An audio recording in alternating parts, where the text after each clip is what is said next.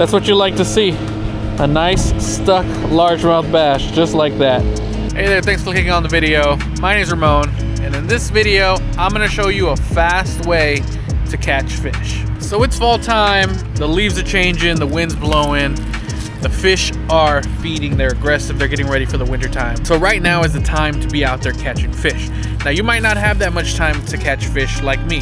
I work a job, I have a family, I usually get an hour a week to come out and fish, so I want to find as much fish as possible, as fast as possible. So I'm going to show you how to do that. First thing we got to do is get rigged up. Now here's what we're using to catch fish. It is a jig spinner with a jig and a plastic.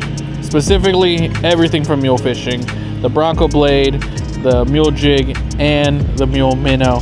And the reason why I like to use this specifically around this time is because it lets me cover water quickly. So these fish are gonna be moving, they're gonna be feeding.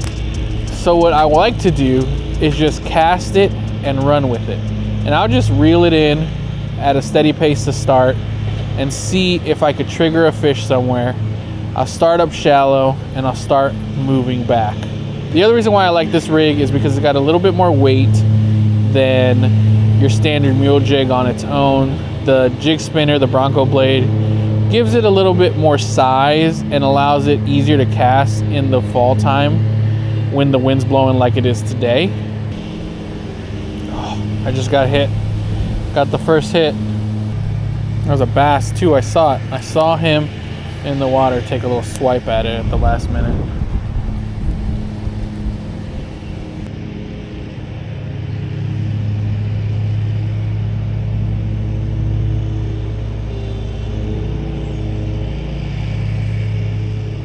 Got one. Yep. Nice. A nice red ear. What a beauty of a shell cracker. Look at this thing. It's a nice long one. Calm down, buddy. Oh! He fell off and fell back in the water. Let me help you back. He's back. There's one. We got a good look and then he jumped off.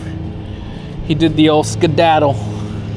Another reason why I like to use a jig spinner, specifically during this time, is because fish are aggressively feeding on bait fish. And a jig spinner will look like a bait ball, a small little bait ball, and cause aggressive fish to bite more. Give me those opportunities to quickly find a fish. I've been here less than 10 minutes and I already caught that one fish. Oh, I had another bite. That must have been tiny. They seem to be hiding underneath this algae or whatever this is, this green stuff. Another reason why I like to use this jig spinner is like you saw right there. It's not truly a weedless bait. Some will say it is.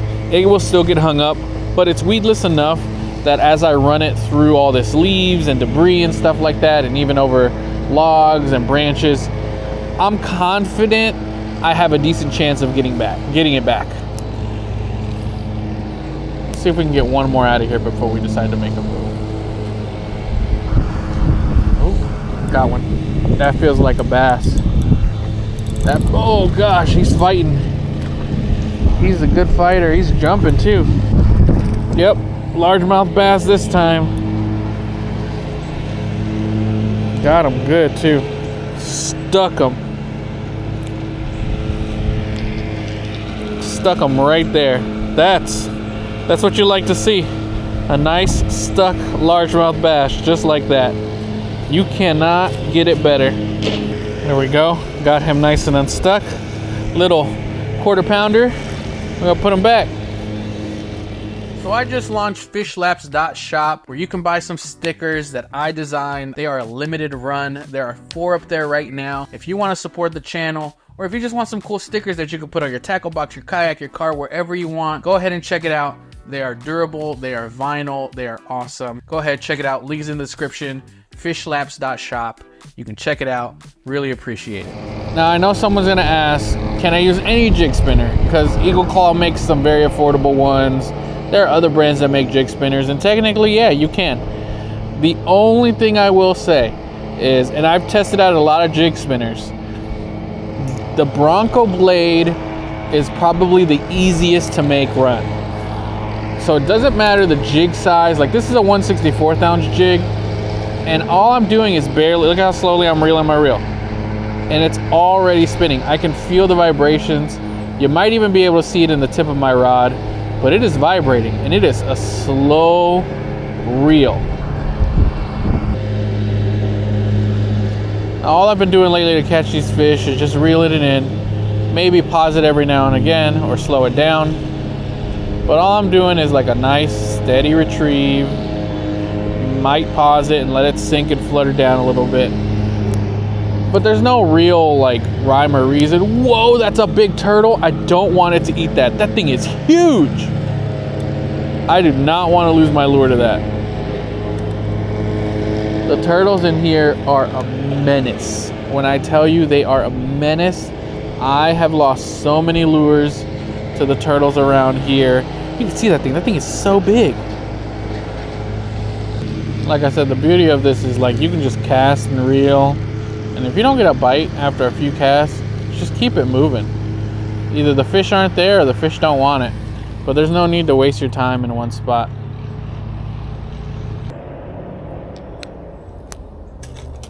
I keep hitting these daggum trees above me.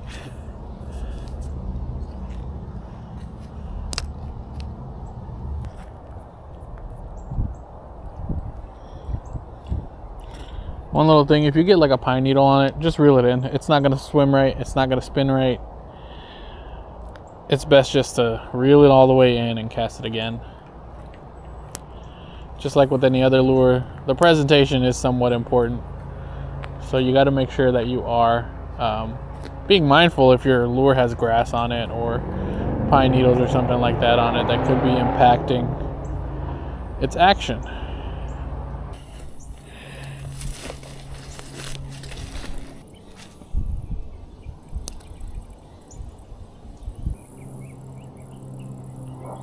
Got one.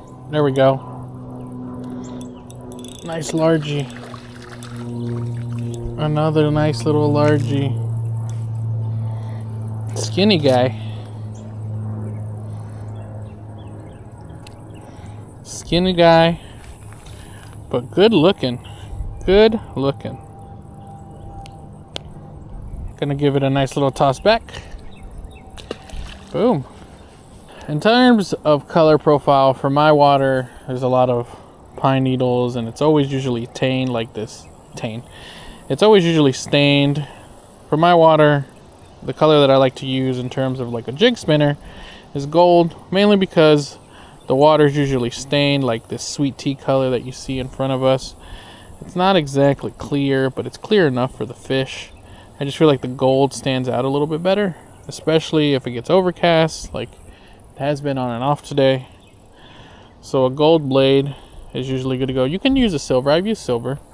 But gold is my favorite. If you have clear water, silver would be your best bet. If you have really dark, murky water, probably a high-vis chartreuse would help. Nice. This feels good. Nice one. Another nice largie. Oh no, this is a huge bluegill. I did not know they got this big in here. I thought it was a little dinky largemouth. Nope. Big old bluey. What a monster. That's a nice one. It was way out deep. Man, it's cold. Alright, I'm going to try and toss it in as close as I can. Oh, there we go. Seems like the fish are all sitting over here. I thought they would have been over there where I started by that bench. But no, I've caught more over... well, not more. The same amount over here than I was over there in a shorter amount of time. Another one. This is a little dinky guy. A little fish stick. A little fish stick. Nice little dinky guy. We're gonna put him back. Alright, and that's all we have time for today. Everything I use will be in the description down below. Check this thing out. It's a great way to find fish fast. Happy fishing. God bless.